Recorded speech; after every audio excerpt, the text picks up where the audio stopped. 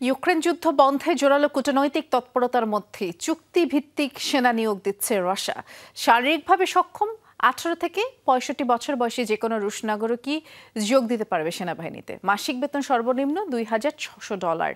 ইউক্রেনের সামরিক গোয়েন্দা তথ্য বলছে, যুদ্ধ বন্ধ না হলে দেশটিতে চলতি বছর 1.5 লাখ নতুন সেনা মোতায়েন করার পরিকল্পনা করেছে মস্কো। এলএমই সার্টিফাইড বিশ্বসেরা কপারে তৈরি ওয়ালটন কেবলস, যা আপনার স্থাপনাকে রাখবে সব সময় নিরাপদ। রাশিয়ার সেন্ট পিটার্সবার্গের এই নিয়োগ কেন্দ্রে চুক্তিভিত্তিতে সদস্য সংগ্রহ করছে দেশটির সেনাবাহিনী। শুধু সেন্ট পিটার্সবার্গই নয়, দেশজুড়ে রয়েছে এমন বেশ কয়েকটি সেনা নিয়োগ কেন্দ্র। এ ধরনের কেন্দ্রগুলোকে বলা হয় সিলেকশন পয়েন্ট। বয়স 18 হোক কিংবা 65, শারীরিকভাবে সক্ষম যে কোনো রুশ নাগরিক হতে পারবেন সেনাবাহিনীর সদস্য।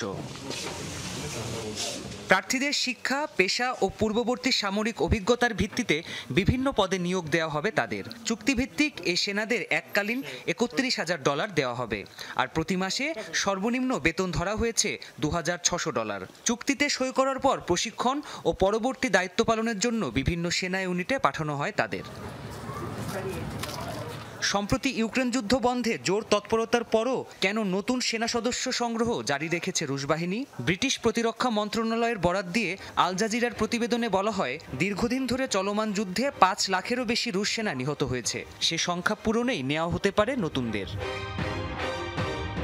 তবে রুশ সামরিক বিশ্লেষকের দাবি, সমরক্ষেত্রে কৌশলে পরিবর্তন এনেছে ক্রেমলিন। এ কারণে কমেছে মৃত্যুহার, ফলে অনেক তরুণরাই এখন সেনাবাহিনীতে অংশ নিতে আগ্রহী হচ্ছে। রাশিয়া একসাথে অনেক সেনা নিয়ে আক্রমণের কৌশল থেকে সরে এসেছে। ছোট দল, এমনকি 1-2 জন কখনো অভিযানে অংশ নিচ্ছে। এর ফলে ক্ষয়ক্ষতি অনেক কমে গেছে। চলতি বছর ইউক্রেনে নতুন করে আরও 1.5 লাখ সেনা মোতায়েন করতে পারে রাশিয়া, এমনটাই ধারণা ইউক্রেনের সামরিক গোয়েন্দাদের।